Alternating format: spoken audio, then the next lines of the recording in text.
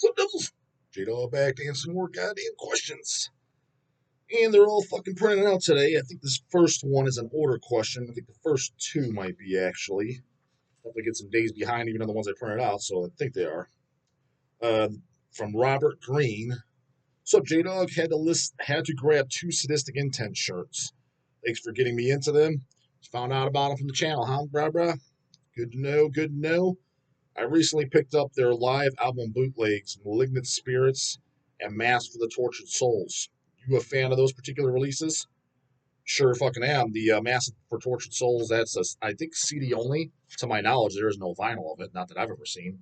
And the Malignant Spirits was I think it was a double LP. And Malignant Spirits, what's cool about that is that came out before the actual studio official version came out. I think there might be another unreleased song on that one. I know the bootleg. It's called City of Devils. That's an older one. I think it was Live 2000, and it's got like 6 unreleased songs. Now maybe 1 or 2 of them come out now. Like I think maybe Malignant Spirits is one of them. Numbered with the Dead, I believe, was one of them. But I know for a fact there's still some songs on that still to this day never come out. So the only way you'd have those songs is by owning that bootleg vinyl. You know, people think bootlegs are fucking stupid. You miss catalog songs, like you don't want those songs. It fucking makes no goddamn sense. How are they fucking stupid? You fucking sound stupid for saying stupid ass shit. How often do you jam them? I mean, it's kind of been a while. I can't say that I jam them all the time.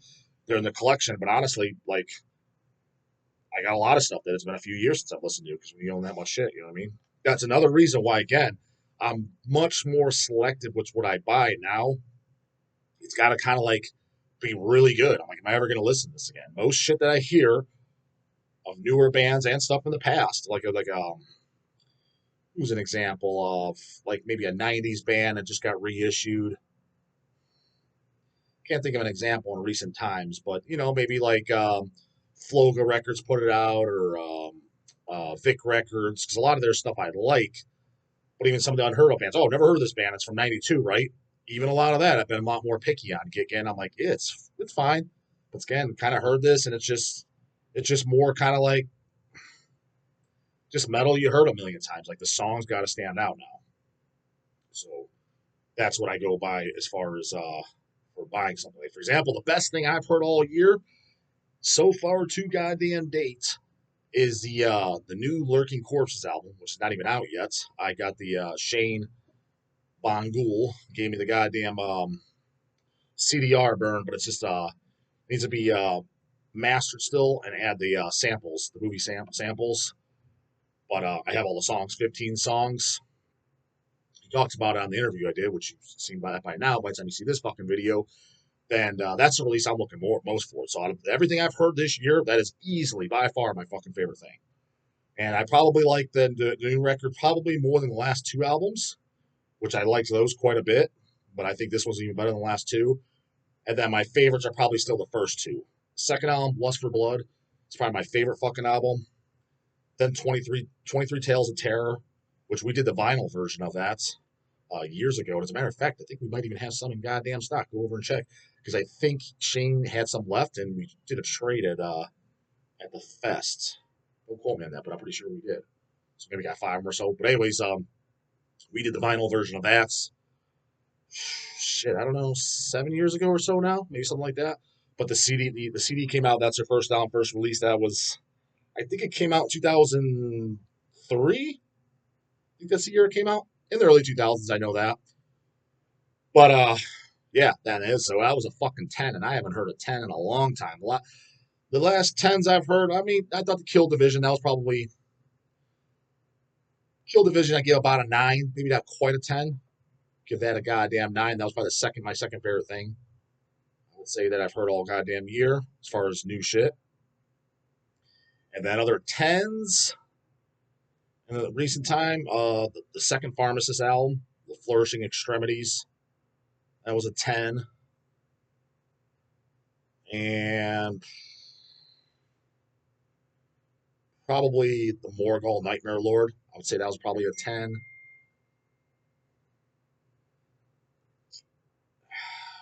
And, Melting Rot, Blood Delusions, that was definitely a 10. So the last 2, 3 years, those are probably the only. I might be forgetting something. Uh, those are kind of like the only tens because even like the last Cannibal Corpse, Violence Unimagined, um, the last Immolation, the last Dark Funeral, like from bigger bands, I like those albums, but I wouldn't give them tens. I'd give them like eights, 7.5s, shit like that. Like Violence Unimagined, I'd give that about a 7.5. You know what I mean? I wouldn't call it a 10 by any means. The last Immolation, I'd give it about an 8. Things like that. But tens, yeah, the ones I mentioned, I'm sure there's probably one or two that I'm fucking forgetting. But yeah, so the goddamn corpses. I think that's the only 10 of this year. I don't know if it'll be officially out this year. At least maybe hopefully the CD would be nice to have out this year. Um, yeah, so far that I've heard this year, I think that might be the only goddamn 10. Unless I'm completely forgetting about something. Anyways, and also that how's that J-dawg Poser Dismemberment shirt coming along? Second guy to ask, where's it at, Kramer? Goddamn it, you working on it, brah? You already know I'm gonna order it. Cheers. Yeah, that should be the best fucking channel shirt to date. I would think, with his artwork and the idea. And it was shout out to whoever fucking said in the comments it was their idea, and I'm like, that's a great idea. So I asked Kramer Antichrist if he wants to fucking do the art. Text him. He's like, fuck yeah. So I said, do it, brah. Next goddamn question, Jordan Selly. Hey JD, I had a question and you could answer it in a video if you think it's good enough. You may have answered it, but I don't think I have seen the video if you did. When did you start growing your hair long and when was it when you cut it short? Probably started at 12 because I definitely had long hair. I mean, it was shit. It always looked like shit though. It was a shit long hair. Like someone should have fucking pulled me off to the side and said, hack that fucking mop, brah. Because yeah, it's long, but that's another genetic trait too. You ever notice there's guys, well, there's girls too, that have good genetics for growing hair that looks good. Some people it's like, dude, it just looks bad. Like you're not doing yourself any favors. But I mean, like, for example, like no, not everybody has the genetics of fucking Ross Dolan. They still have his hair in his 50s, and to be able to grow it down to his fucking ass, and that it doesn't look like all damaged and look like shit. So I had long hair for sure by 13. So I would say age 12 I started growing it. I remember because I started going shows at age 13. Death being my first show, and I know for a fact I had long hair at that. So yeah, probably 12 because it doesn't take 1 month to grow. It was down to my shoulders at that time. So I imagine I started at 12, and yeah, 13 for sure had long hair. Again, looked like fucking shit. So I guess it counts, but one of the goddamn fucking ladies weren't flocking over the dog back in high school years. Looked like fucking ass. Need to go in a time machine and fucking yank him off to the side. Let it go, brah. Fuck what Kanye says. Not that I cared what he said at the time, but yeah, you can't cut your hair, brah. That's the god. That's your sword and shield. Fuck the sword and shield. Sword and shield's fucking up my game. Goddamn it. Looks like dick. Was it hard for you to cut it since you probably had long hair for years? Yes, I probably had hair for about 11 years then, because I think I cut it when I was 24, 24, 25, somewhere around there. Yeah, somewhere around there. It was kind of like, shit, should I? Like, you're questioning it, but at the same time, it was 2 years ongoing. I kind of wanted something. Like, it just looks like ass. I was like, it's all damaged. It fucking, you could literally break the goddamn shit. It was just because, all the split ends and shit.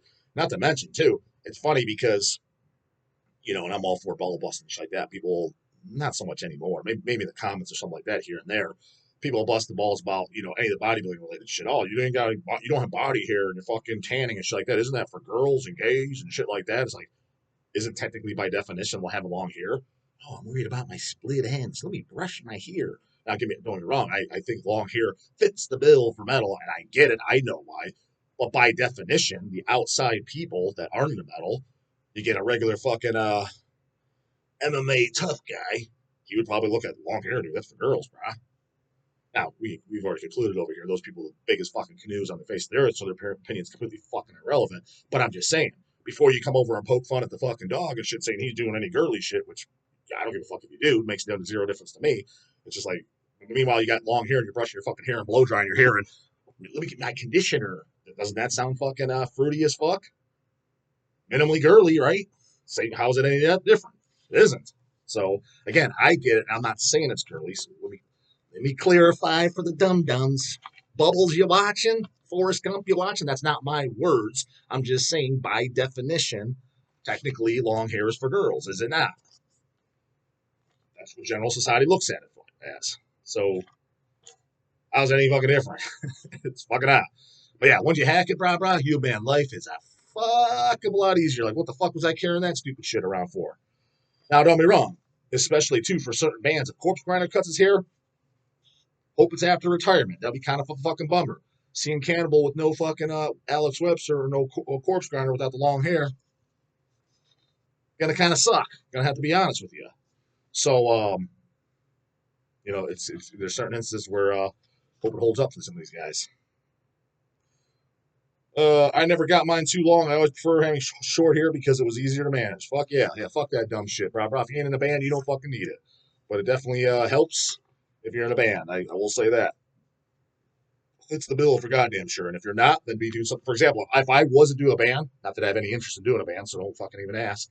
But if I was to, and if I was doing shows and shit like that, for the lack of my hair, I would do something cool. I'm not saying I would wear a mask or something like that, but some type of gimmick, some type of image I would have. I would have got to make up for it somehow, goddamn it. You know what I mean? Like King Diamond has an image on stage. You know what I'm saying? He doesn't have long hair. A lot of other black metal bands do. Talking about the Lurking Corpses. You know what I mean? Shane has no goddamn hair. They got a cool fucking image. You know what I'm saying? I would do something like that. I don't know what. I'd try to do something that no one else has done yet, but not something that looks, just because it's original too, that not something silly and stupid. I would definitely put some thought into it because there's no way in fuck I would get up there in a goddamn just short hair, a t-shirt, and damn sure no goddamn shorts. That's for goddamn sure. So there's no way I'd pull that fucking crap. So anyways, pretty sure I cleared his goddamn question. And I forget who sent this. You know who you are. You fucking emailed me. I didn't put your name on it. J-dawg, whether or not this ends up on the channel is irrelevant.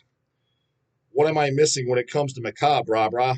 Missing fucking greatness. If you think the fucking you think that they suck, missing the greatness, and must be missing a brain. God damn it! I heard them on an Olympic recordings comp that I got back in the day. Oh yeah, what day was that, brah? Some people think 2016 is back in the day. I hear that. What the fuck you talking about, dude? Back in the day, it was like fucking yesterday. Along with Diabolic, Jungle Rot, and Oppressor, and thought it was good. Sounds like early 2000s, then most likely. But you thought it was good. So what are you missing, brah? So you knew it was up. But my issue is something you've discussed on the channel before. Oh yeah, what's the issue? Bro, I agree with you about the aesthetic, meaning quite a bit in metal, and dudes who don't have the vibe on stage. Well, Macabre ain't one of them. They definitely have the goddamn fucking vibe. They look like goddamn hillbilly serial killers on fucking stage. Which is, I'm saying that in a positive way. It totally fits. It totally fits for their sound and their lyrical content. At least I always thought so. Like just the whole image on, look at fucking Dahmer, them sitting at the table, you know, back in murder metal and shit. I think that image is awesome. It totally fucking fits. And it's original as fuck, and no one has done it to date. I don't know, brah. I'm not feeling you at all. I thought it was thoroughly fucking fit the bill. Everything was there. Anyways, let's see what the fuck else he has to say. If memory serves, the guy who fronts Macabre uses a goddamn headset microphone. He puts in all caps. What's wrong with that, brah? And the guy is Corporate Death. And I can't get beyond it. Well, for starters, like even if you thought it was a little silly, it's that ruined the band for you just because, I mean, when you're listening to them most of the time, it's not like it's going to be live. It's going to be technically on CD or record, I hope. So how does that ruin it for you? Maybe live you didn't think it was the coolest thing. I never, I thought it looked kind of, when I first saw it, like, what the fuck? Where's the microphone? But I think it looks cool. I think he looks like Corporate Death on stage. He kind of looks like a fucking deranged goddamn maniac. Yeah, looked a little different at first. Another thing I like about it is nobody else does it. It's totally fucking different. So what's the problem, brother? Can't get beyond it. Does this get a pass? There's no pass. I thought it was cool from you. Or does this guy have some legit reason for looking like he's up there giving a TED talk?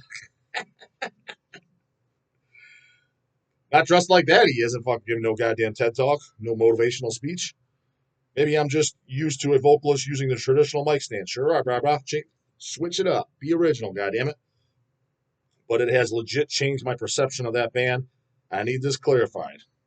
I clarified it for you. Thanks in advance, Bro Town. Keep up the good work. Just cop 2 more shirts from you guys. We'll continue ordering always.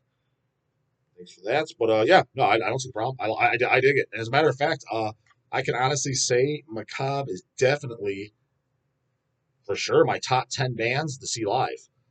Reason being is I like, well, number one, I kind of like how they look. Yeah, you know what I'm saying? They look like goddamn. It just reminds me of like Ed Gein slash Albert Fish, just these old men, kind of like Hilljack cannibal serial killers, kind of like the family in Texas Chainsaw Massacre. You know what I mean? It's that house of fucking total hicks. It's just got that feel to it. At least that's how I always took it. And another thing I like is the talking in between songs. That to me is mandatory. I don't want to go there and just hear the set list of live songs. That to me is fucking stupid. It's like I own the album, brah, brah. I like to hear cool shit being said. That's why another reason why I love live bootlegs. Now, not all of them do they. You got the lamos that don't say anything in between songs.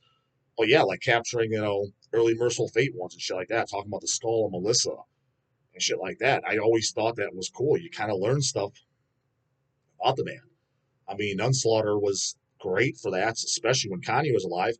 I mean, go pick up one of the greatest live fucking death metal records ever, just live metal records ever, is One Night in Hell.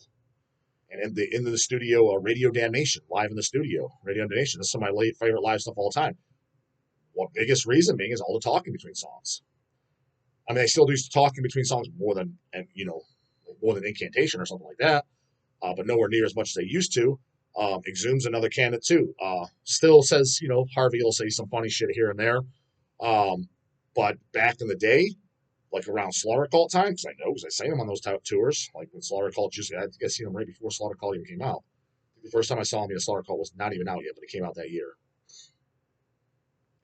Harvey had all kinds of cool shit to say in between songs.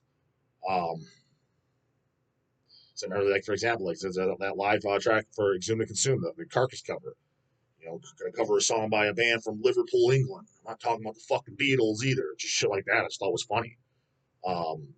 Another band that did that, but I've only seen them live once, and I don't have any live recordings, and there's no bootlegs of them. It's kind of I don't know about an obscure band, but a band that's not like overly popular. It's like, it'd be cool if somebody bootlegged a fucking, like, from let's say 2000, live 2000, I would definitely buy it.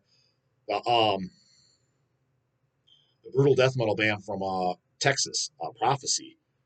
Fucking frontman singer. They played one of the Ohio Death Fests. It was either 2000, 2001, 2002, whichever the fuck one it was. He was hilarious. He would say in between songs. He would give these long goddamn speeches to introduce the song, and I loved it. I thought it was great. And it stood out to my memory. I only seen him once. It stood out to my memory to this fucking day. Baxter called him the preacher. I don't know if that was Baxter's line, or if that was just something he was called too. Forget his actual name. Met the guy too. He was friendly. That's the shit I like. You know what I'm saying? Just going there and like this next song is fucking Devour Death. It's kind of like, all right, you know what I mean? That's better than nothing. When in this last Deicide tour, like Glenn literally said nothing. And I say mean nothing, I mean nothing. Not even hello Cleveland. That was fucking weird. That was the biggest bummer of the last 2 times I saw Deicide, because I saw one that same tour in Columbus and Cleveland. Antonio Zamora. This is definitely an order question. Sup, J-dawg? It's time for sort of a big boy order. Question for the channel. Out of all the dumb shit you've seen in the gym, what do you think that takes the cake for the most stupidest, outrageous thing anyone has done? You probably answered your gym pet peeves a million times, but I always love to hear a good old gym story from the dog. You know what's funny is, so as long as I've been going to the gym, I'm sure I've seen some outlandishly stupid fucking shit. I mean, I've definitely seen stupid shit, but nothing as crazy as stories that I've heard from other people, like buddies and stuff, when they tell theirs. The thing is, I probably have. I'm just so in my own little world where I'm so focused on what I'm doing that I'm not paying attention. Because I can tell you right now, like, anytime we go, like, say we go to the movie theater or we're in a grocery store together, like me and Lindsay and shit, she's like, oh, that person goes to our gym. I'm like, look over. I don't recognize him. He's there every day. Never seen him before because I'm not even paying attention. That's literally fucking just laser focused. Now, some people I know who I've talked to and shit like that, but And I've had people like, I'm in the Chipotle line. Yeah, you go to UXL, right? Yeah, see you there all the time. Never seen your ass, brah, brah. Because I'm maybe just you're so uneventful looking and I don't care. So with that being said, chances are I have seen completely stupid shit. My head was just fucking completely on my ass, right? But I just a regular shit on a regular basis of shit that just annoys me. And annoys me just because it's fucking stupid. Is anybody I see doing half reps? Maybe not so much if I see a 14-year-old shit because he doesn't know what the fuck he's doing. And, you don't come out of the womb, just know what the fuck you're doing. You know what I mean? Uh, but I'm talking about like guys my age or older and shit like that where they'll do half rep bench presses. Come down here. What are you doing, dude? I mean, for example, most people that most guys and people that they know fuck all nothing about training and biomechanics how it works. Dude, you do realize, right? The most stimulus you get is in the stretch position. So, for example, if you're training like calf raises or something, when people do those completely fucking wrong, you want to be all the way paused in the stretch where the calf's completely stretched. Hold that for a second and then contract out to the top. That hold it at the top for 3 seconds shit, you can do that. That's not as necessary. The top part is not that as necessary. It's the bottom. So for the chest, you want to stretch it all the way out. The bar should be touching your chest. If you're using dumbbells, the only reason you use dumbbells is people don't know use this. Why do a dumbbell press over a goddamn a barbell press? Oh, well, because you can balance two ways. That's actually horseshit. You get very little stimulus, more growth for that. The more growth that would come from a dumbbell press over a barbell press is that you can literally load them as long as you have the flexibility, which I don't. That's why I don't primarily do dumbbell presses because they're practically fucking useless for me because there's no additional benefit. Is if you could get the stretch lower than the chest, because the bar it's going to stop when it touches your chest, right? That's the most stretch you can get. If you get it to where because the dumbbells bring out here, they're past here, they come a little bit past where the chest inserts from the fucking stretch position. That's the benefit to them. That's what the science shows, and anybody that knows this. So when you're going there just doing half reps or half rep squats, and you're a grown man, I'm annoyed by it because you look fucking stupid.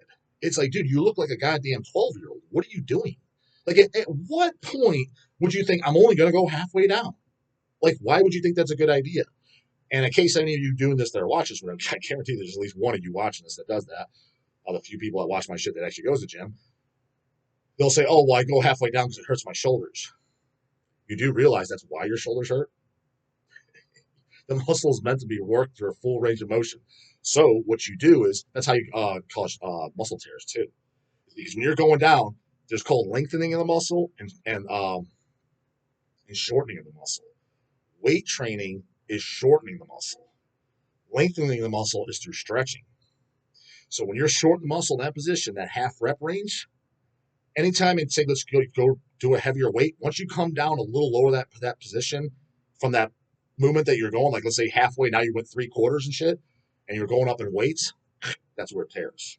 Because you're building that, you're shortening the muscle in that position, that half range. That's why full range was always fucking safer.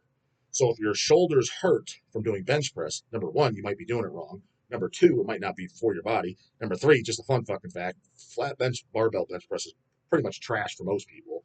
I know it worked for a lot of guys. A lot of guys swear by it. Arnold fucking built one of the greatest chests of all time. Lee Haney liked it. But for most people, I find out it causes pec tears and it's fucking trash. Incline's better, dumbbells are better, and a lot of the machines are fucking better. Anyways, whole nother goddamn conversation. But if you are going to fucking do it and your shoulders fucking hurt, assuming you're doing it correctly and it's right for your fucking body, lower the goddamn weight and start doing full range of fucking motion and get a pause on the chest. The bar sits there every rep, then explode up. Now you don't need to do that every single time, but get it to the where until you have no more pain. I mean, if you're benching 225 for 10 on the flat bench, but you're half rep bullshit, halfway down fucking crap, not even touching your chest. And then, but anything lower, because if I go lower, it causes fucking my shoulders to hurt. My fucking little shoulders hurt. Here's what you do then. Brah, brah. Go down to 95 pounds, a 25 on each side. Yes, you're going to look like a pussy for a fucking while. And do it just the way I said. Pause off the fucking chest, 15 reps, 3 to 4 sets.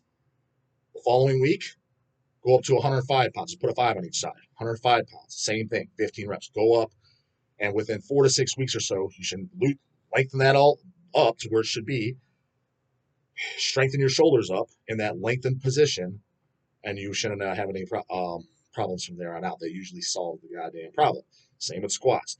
I do not want to see any of your dumbasses doing half rep squats. What are you doing, bro? The most amount of tension and shit is when you're in the fucking ass to calves, the stretch position, which is putting all that fucking most tension around the insertion of the teardrop and the fucking outer quad, both insert to the knee, which is the thinnest part of the leg, which in shorts and shit's gonna look the biggest. The most tension on that and gains you're gonna get is from the most lengthened position, as low as you can fucking go. So what the fuck are you going halfway down for? You're mainly working your ass, trying to build a big fucking ass. Chicks will fucking love it when a lot of the chicks doing half reps. And the ones that are just trying to work their ass, that actually makes some sense. Granted, why not work both?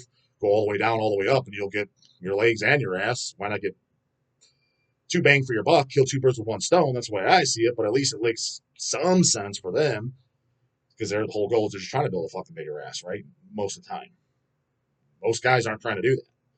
So why are you doing that? I can tell you why you're doing it. Two reasons. A, you're stupid as fuck. Or number two, which is the most fucking likely, you're trying to move more goddamn weight. Weight's fucking irrelevant, especially if you're doing it fucking improperly. Do the goddamn thing right and lower the goddamn weight, then progress up in weight to where you can actually fucking but still do the goddamn shit right. So I would say that's my biggest fucking annoying, but it's like stories like Mordant Red and shit had. We'll just watch the goddamn interview. I don't think I've ever seen anything like that, but I'm sure. I mean, I've been going to the same gym for 15 years now, so I had and then I was going to a different gym for 5 years prior to that. Well, almost five. So I'm sure I've seen something, but nothing that's outlandishly. I mean, you get the annoying people, shit like that. You see that.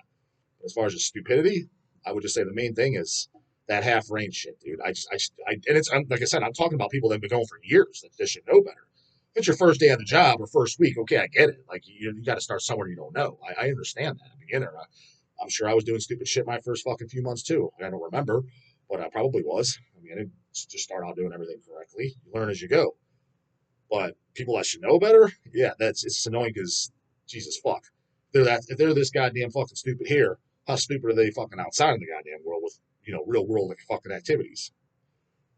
Fuck only knows, right? Come switch the church, you know what you do. Couple of the combats, get that's pretty morning later, goddamn it.